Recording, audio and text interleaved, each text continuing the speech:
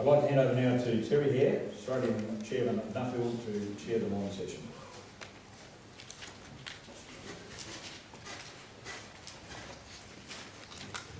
Good morning again, and well done, Smarty. And he's delivered us right on time. Certainly the last week has whetted the appetite for today. We began with the presentations from the incoming scholars. We've had inspirational visits organised by the panel, and we're all indebted to the South Australian alumni for what they have achieved. But I'm certain that all of that just whets the appetite further for the next session. Going into this next panel, I urge you just to note your questions. There'll be ample time during the day to answer if you keep have an opportunity to get your questions answered. And we'll be determined to stay on time. So it's my pleasure to introduce Julian Cribb. Julian is the principal of Julian Cribb and Associates, and they specialise in science communication. As a fellow of the Australian Academy of Technological Sciences and Engineering. And from 1996 to 2002, he was the Director of the National Awareness for the CSIRO. Julian has been a journalist since 1969, and he's had numerous key scientific editorial posts since then. He's received 32 awards for journalism, including the Order of Australia Association Media Prize and 5 Michael Daly Awards for Science Journalism. His published work includes more than 7,000 print articles, 1,000 broadcasts, 50 media releases and 300 speeches. He teaches science communication at ANU, and indeed is a powerful advocate for science. I ask you to welcome Julian Cribb.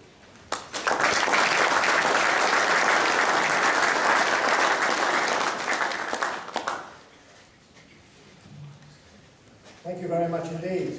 Mr. Chairman, ladies and gentlemen, let me just make sure this is all working.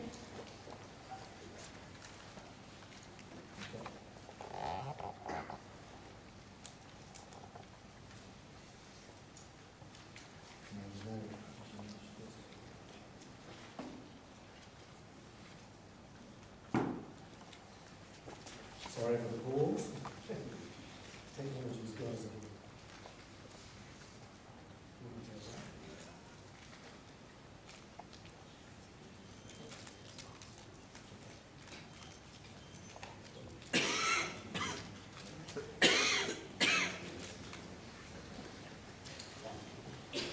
A pleasure and a privilege to speak with you all today. Make no mistake, ladies and gentlemen, we face the greatest challenge in human history. How to feed 10 billion or more people sustainably for more than half a century. In the first part of this talk, I'm going to explain some of the constraints, and you may find this a little confronting. In the second, I shall describe the tremendous opportunities which reinventing our food systems and diet hold for us, and I trust you will find this both inspiring and motivational. Tonight, there will be 242,000 more people to dinner than there were last night. While growth is slow, the human population continues to grow to around 9 billion people in the 2050s, maybe 10, 11 billion thereafter. What they don't tell you is that the upper estimates of the UN population forecasts are for 12 to 16 billion people. So it depends on your assumptions about how many babies third world women will be having by that part. In line with economic growth, consumers in China, India and Brazil and other advancing economies will be demanding more high-quality food.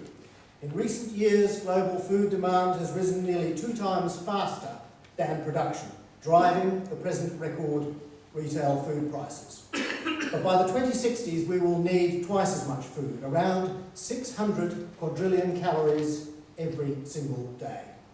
So my first point is that the central issue in the human destiny in the coming half-century is whether we can achieve and sustain such a mighty harvest. My second point is that our food systems face critical limitations. Not just one or two, but a whole constellation of them, all playing into one another.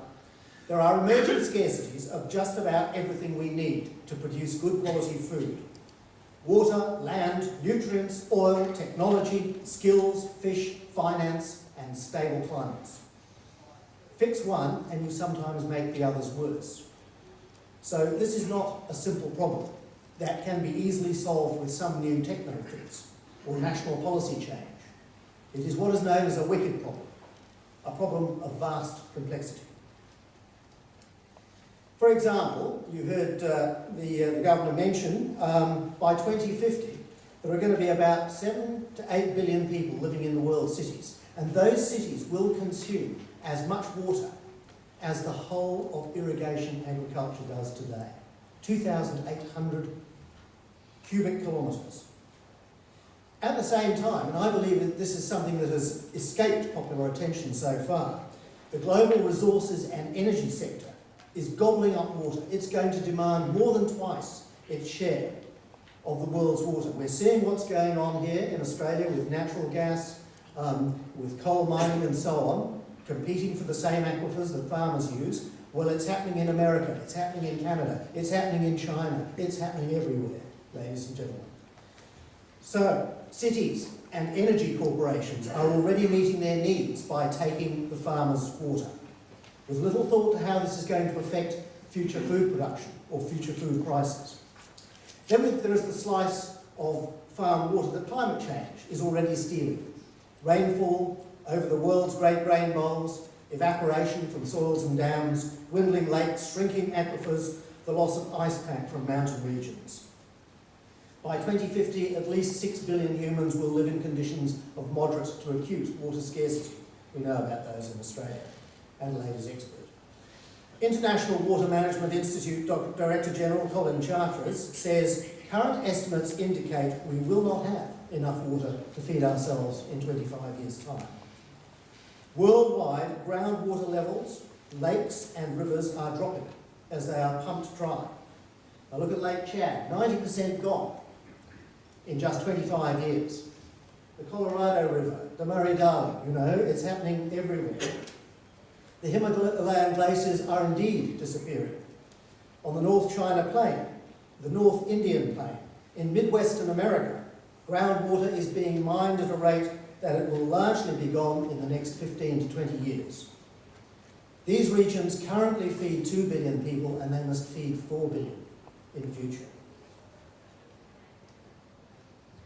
Today, humanity uses about 7,500 cubic kilometres of water a year. So that's, each one of us consumes an Olympic pool full of water every 30 months.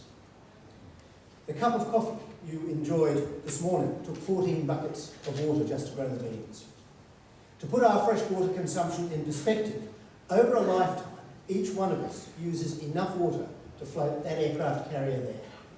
Right? 7 billion aircraft carriers, imagine that. So you can see that doubling global food production is not just a simple matter of doubling crop yields, when the available water is likely to halve. As with water, so with land.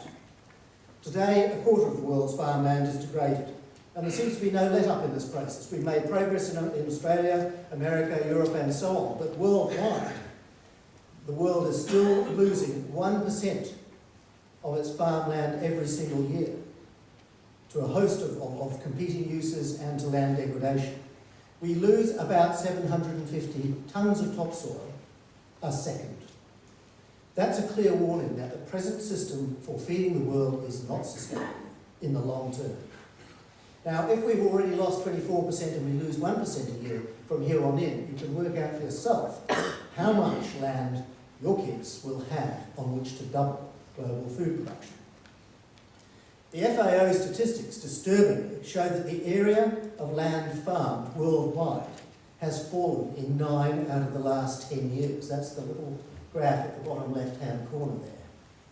Now this is in spite of high commodity prices and all the things that you would think would encourage people to expand and open up more farming areas. The area is actually decreasing. It could be that we have already passed peak farmland. One of the reasons is this. By 2050, the area of farmland buried under cities will equal the land mass of China.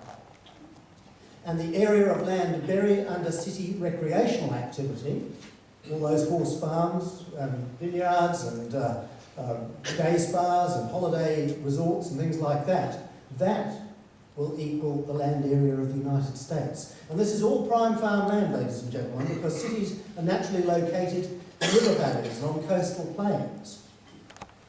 An insidious aspect of this is that as you gobble up more and more land around a city, you thrust agriculture out into more remote and unreliable regions. You drive up its carbon emissions. You increase land degradation. You increase food insecurity because the rainfall is less reliable out there. Okay, so city development actually increases food instability. This is something that is not appreciated. But there's another issue here, which I think really has not been noticed. The world is building immense cities of 20, 30 and 40 million people. Okay, by the 2030s, Manila and Jakarta will both have populations larger than Australia's. Now these cities do not any longer supply their own food. They rely upon a river of trucks coming every single night to restock the shops and the supermarkets. What will happen if, due to an oil crisis, a local war, an economic crisis, a natural disaster, that river of trucks ceases to come, even for a few days? We know the answer to that because we saw it during the Queensland floods. The supermarkets in Noosa were empty within 48 hours, absolutely stripped bare.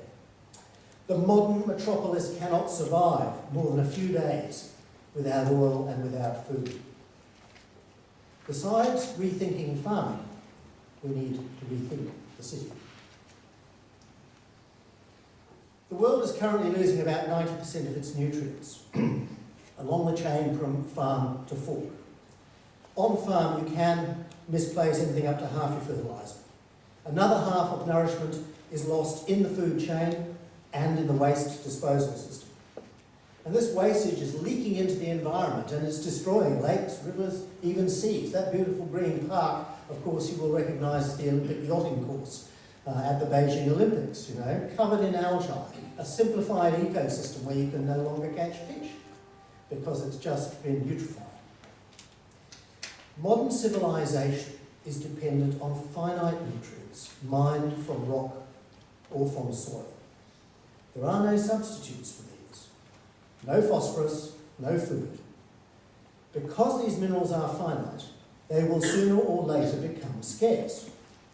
Just when is currently a fierce debate among scholars. But like peak oil, peak phosphorus is lying in wait for humanity sometime this century.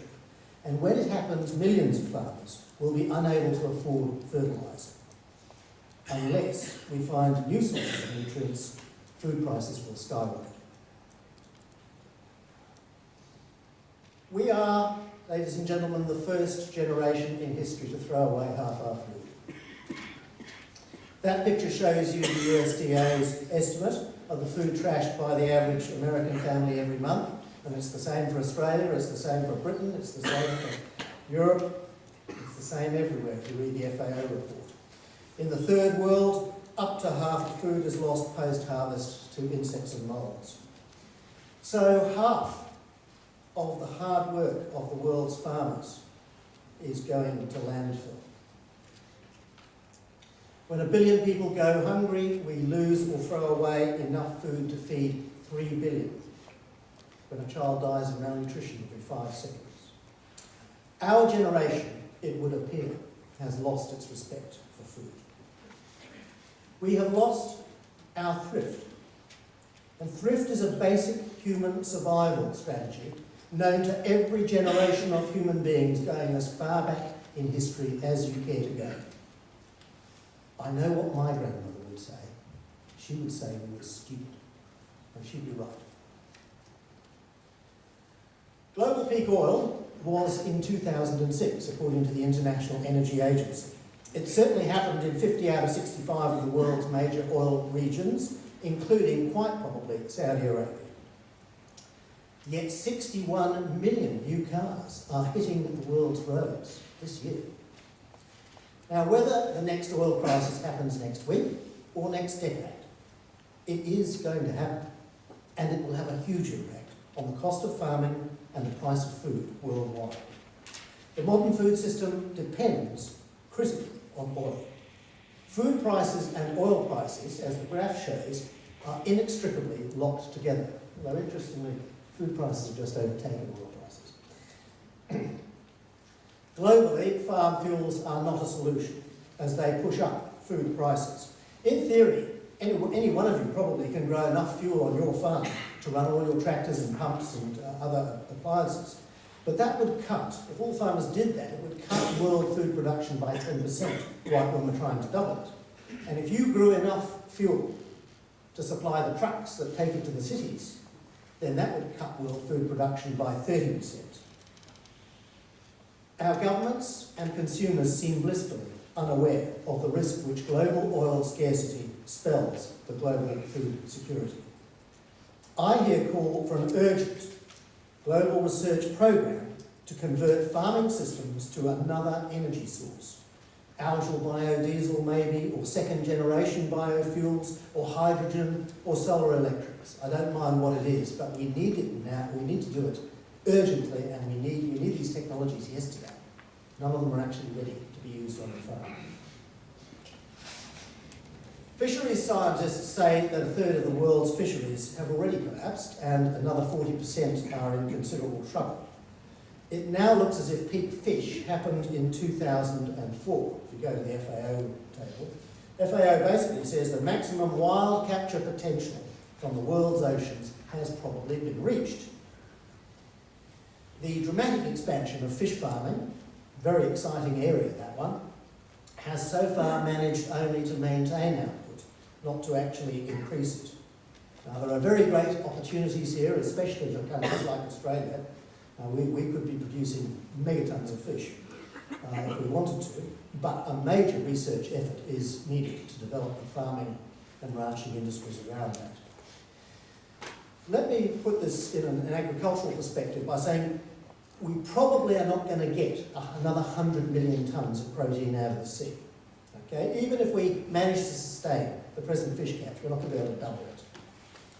So we're going to have to get that 100 million tonnes of protein from land animals or from farmed fish. At the same time, FAO expects world meat demands to increase by 185 million tonnes by the mid-century. Okay, so you add those two figures together, we're going to have to find the equivalent of 3 more North Americas to grow all the grain necessary to feed all those animals. That gives you the challenge in a nutshell. It's just a way of putting it in perspective. We're going to have to find this extra food at a time when the climate in which agriculture arose is changing, maybe forever. Our crops and our farming systems are adapted to climates which are about to become extinct, is how Kerry Fowler, who runs the Svalbard Seed Vault, puts it. The UK's Hadley Centre projects that 40% of the planet could be in regular drought by the end of the century. Their soil moisture projection, that's the little green map, suggests that regions thought to have big farming potential, like Brazil, Southern Africa, and the Indian grain bowl, may in fact be proving rather unreliable. Now, nobody knows what this means for food production yet, but the expert consensus at the moment seems to me around about a reduction of 25%. This is without adaptation. If we don't adapt, we will probably lose about 25% of the world's food production as the climate changes. So, ladies and gentlemen, we have to run faster just to stand still. We're asking farmers to meet these challenges with less technology to help them do so. And worldwide, agriculture is driving into a big technology pothole. And this is because national governments like ours here in Australia, like Britain, like even New Zealand, America, Germany, France, you name it, they have all cut their investment in agricultural science. In the year 2000, the rich countries spent just 1.8 cents in every science dollar on food and agriculture. That is how unimportant they think this issue is. I'll give you a comparison. At the moment, the world spends around about $50 billion on agricultural R&D, public and private. That is roughly similar to what we invested 30 years ago when the world had half the number of people. And it compares with the current investment in weapons of 1.6 trillion US dollars every year. New weapons. To develop the sustainable eco-agriculture of the future and the sustainable healthy diet, we need massively more investment in food science and technology. We can easily afford this by investing 1/10 of what we now spend on weapons. FAO says that to double global food production, we need to invest around about $90 billion a year for the next 50 years in agriculture. Unfortunately, globalised food chains are driving farm prices down everywhere, and globalised suppliers are driving farm costs up. And most farming worldwide is unprofitable. As FAO itself points out, nobody in their right mind is going to invest $90 billion a year in an industry that loses money. Millions of farmers are recognising this and they are leaving the land. They are telling their children not to grow food. This process risks throwing 1 in 5 of the world's citizens out of work and out of their home. If we are going to double world food production, there must be, ladies and gentlemen, a fundamental change in the economics of agriculture. The current market signal is not to grow food. We need a market signal that tells us to grow food, that tells us to invest more, to use the best of the latest technologies. We must change that signal from a negative to a positive one. Okay, this then is the challenge facing the world in the next 2 generations. Not you perhaps, but your children, your grandchildren. We need to double the global food supply with less water, less land, without fossil fuels, with more costly fertilisers and chemicals, with insufficient capital, and under the hammer of climate change. This is no doubt a daunting task, but we must not let ourselves be daunted, for it is also a magnificent opportunity, or for all of those involved in food. It is the challenge of our age. It is a chance for all scientifically advanced countries to join in pioneering new farming and food production systems and a truly sustainable, healthy and delicious new cuisine. The reason is simple. If we fail, the consequences will affect every person on the planet. Modern wars are often driven by scarcities of food, land and water. Darfur, Rwanda, Eritrea, the Balkans, these were all destabilised by fights over these basic resources. Further back, the French Revolution, the Russian Revolution, both sprang out of bread crises. We know that hunger breeds war. The UK Ministry of Defence, America's CIA, the US Centre for Strategic and International Studies, the Oslo Peace Research Institute, all identify food scarcity as a trigger for revolution, government collapse and conflict. The riots that overthrew governments in Egypt and Tunisia earlier this year both began with a public outcry over food prices. Globally, food prices are around the highest level on record, peaking twice in 3 years. But the good news contained in this, ladies and gentlemen, is that many wars and government failures can also be avoided. How? By successfully meeting the world's need for sustenance. Investing in food and farming science is, in other words, defence spending. It merits equal priority. Recent years have also witnessed a surge in the number of refugees and legal immigrants. If you add these numbers together, you will see about 250 million human beings are on the march every single year. Now, looking for new homes, looking for security, looking for better places to live. A future famine in any significant region, whether it's in Africa, whether it's in Central Asia or the Middle East, whether it's on the Indo-Gangetic plains or the North China plain, would displace tens, even hundreds of millions of people. They would go in all directions, ladies and gentlemen. There would be a tidal wave of refugees and early immigrants swamping other countries. So let us be in no doubt that solving global food insecurity is the challenge of our time. It is not just about solving our own situation, it is about solving the totality of food. We must never forget that big challenges contain huge opportunities, that we have solved similar problems before. We did this in the 1960s and 70s. Ladies and gentlemen, when Paul Ehrlich wrote The Population Bomb and forecast the end of humanity, basically 6 years later, MS Swaminathan and Norman Borlaug with the short straw wheats made India into a food surplus country. Amazing achievement. We've done it, we can do it. So what are the solutions? Here are some of the most important and the most exciting. To address these challenges, we basically need to reinvent the way we do three very important things. First of all, I would like us to combine the best ideas from farmers all over the world at light speed, using the internet. Whether these farmers are high-tech farmers, whether they are organic farmers. Let's stop this religious argument about who's got the best farming system. Okay? Let's share the ideas from all the systems and find out the ones that work best. Nuffield scholars, I bump into them everywhere. I bump into them in New Zealand, in Europe, in Australia. They're all in search of this, you know. They are all looking for this better. This is a fabulous organisation for developing these solutions. What you've got to do, ladies and gentlemen, is get those solutions into the hands of 1.8 billion farmers, because that's how many there are. Okay, we need a communication and outreach effort like we've never seen before, and today we have the tools to do it.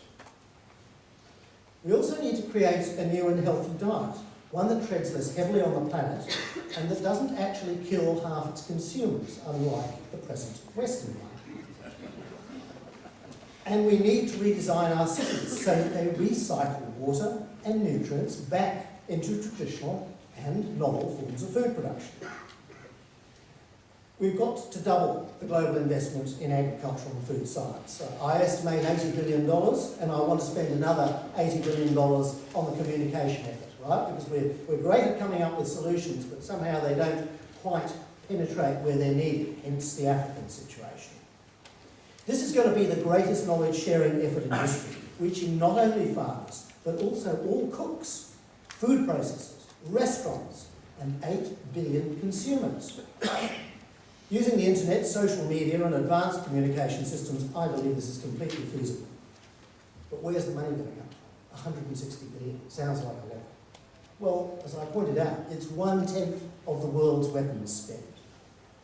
Just 10% of that would not only buy us food security, it would also buy us peace. It would decrease the tendency to war. An easy way to improve global food security is to end the colossal waste of half the food we currently produce by recycling nutrients at every point in the food and waste chain. That includes on farm. We need to green our cities, developing entirely new urban-based food production systems, both large-scale and small-scale, high-tech and low-tech. So don't sneer at the people who are reinventing the Victory Gardens and the rooftop farms in New York and doing their little bit for food security. Some of it's going to be very high-tech, as the artists' impressions indicate. Some of it's going to be pretty basic and low-tech, but people have a right to grow their own food, don't they? I think that if you have a farm with some beautiful green paddocks and sheep or moo cows on it, then you might well want to look at investing in a lovely green skyscraper with moo cows and sheep in it, because, you know, it's climate-proof, apart from anything else. You know, this is where we need to be very creative. We need to take our agricultural knowledge and not just apply it in rural landscapes, but also urban landscapes. We need to do things like grow vast quantities of vegetables by hydroponic and aquaponic methods. And I believe this urban permaculture, which I call it because it's the recycling of all of the major energy and water and nutrient flows in the cities, will become a major design element in cities in the future. But it's only just beginning. So this is a very exciting revolution.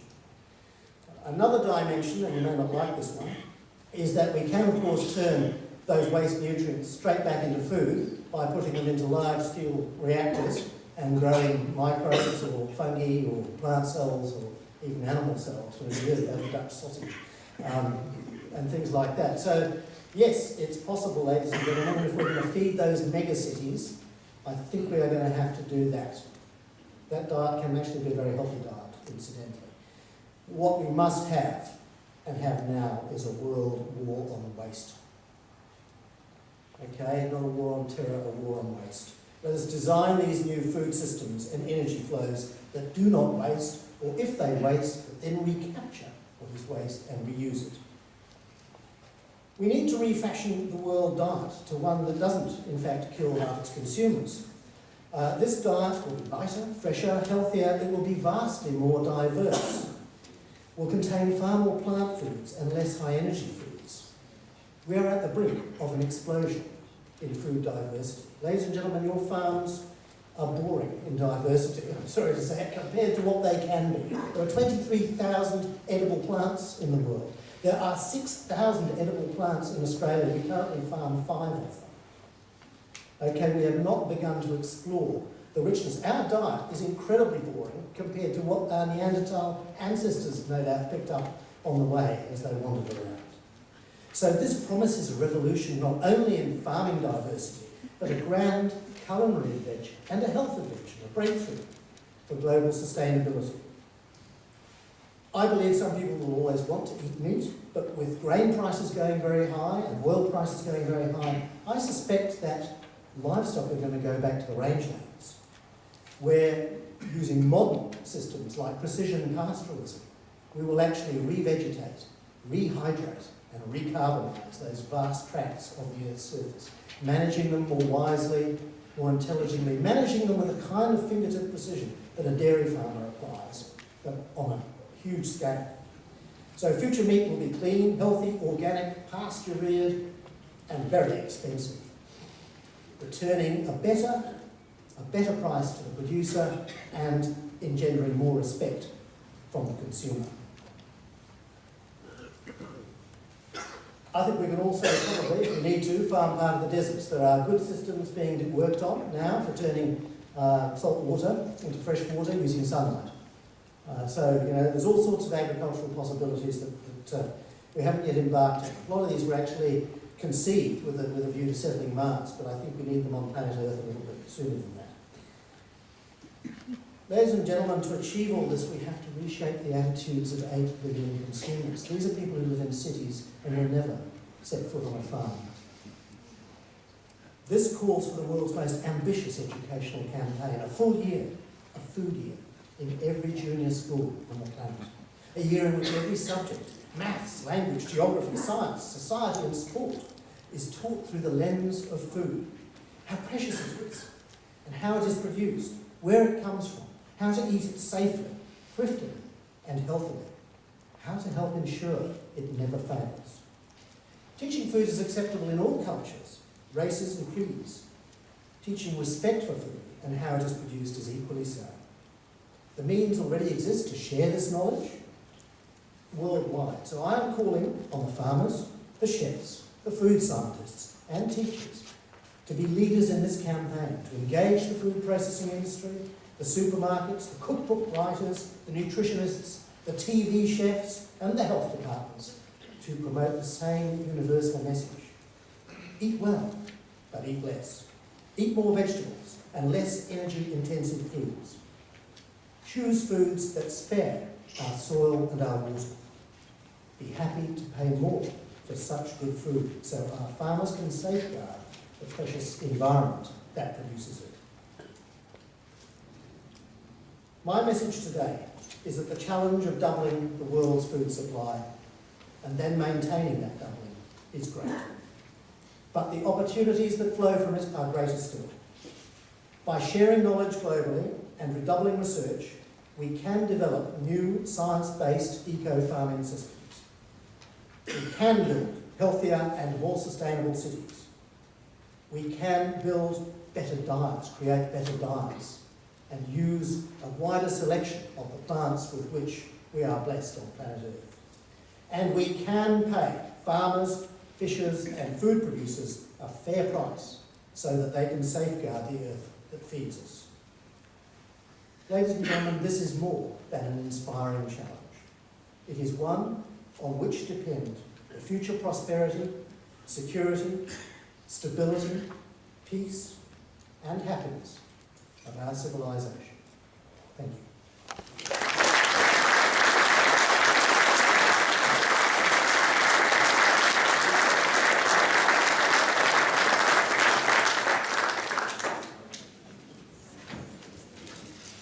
How was that? We do have time for a couple of questions. Is there a question out there? David? David? Most of us know you, but you can say who you are. Yeah, Dave Brownhill, Grain Farm Australia. Julian, I had a group of American farmers on my farm earlier in the year that growing corn for ethanol was their most profitable crop. I've just become a cotton grower, which is my most profitable crop. How do we solve that problem? Yeah, well, I think this is where we really do need to start talking to these guys who are globalising the food chain. With what farmers grow, the options are narrowing because they're being driven by the markets. This conversation has got to start. It's a really serious thing because the industrialised food producing system is not producing a healthy diet for consumers. It's producing a cheap diet and a relatively safe diet, so it's good on those 2 points, but it's not producing a healthy diet. So that is a point where we need to start talking to them. They cannot go on ripping the money, the capital out of agriculture and expecting it to keep on standing up and supplying. I mean, you know, when supermarkets shop around the world find the cheapest source of green beans or something like that, then unfortunately, you know, they drive other green bean industries completely out of existence when they find a cheap one in Kenya or, you know, Tanzania or something. So somewhere along the line, we're going to have this hard economic conversation that the current system is not going to cut the mustard as far as food sustainability is concerned. It's going to make some people very rich, I grant you that, but it's not going to help Canada as a whole. So this is where farmers' voices need to be heard on this one, and I don't think they are being heard anything like loudly enough. Consumers' voices need to be heard on this one, and they're not being heard loudly enough. But everywhere that I go, I hear from both groups their rising concern over these things. You can't stop the American government pouring taxpayers' money into ethanol. I mean, ethanol is not a competitive fuel, as I understand it, in America, were it not for billions of dollars of taxpayer subsidy. I understand why America is doing that. I understand why America is putting $500 million into algal biodiesel for the military.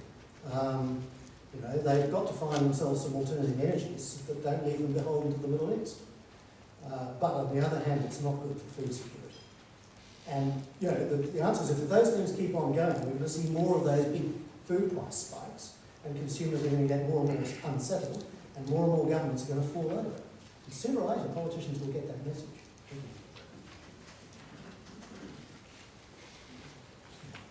We'd like to take another question as time's up. There'll be time for questions later. I'd like you to once again explain to them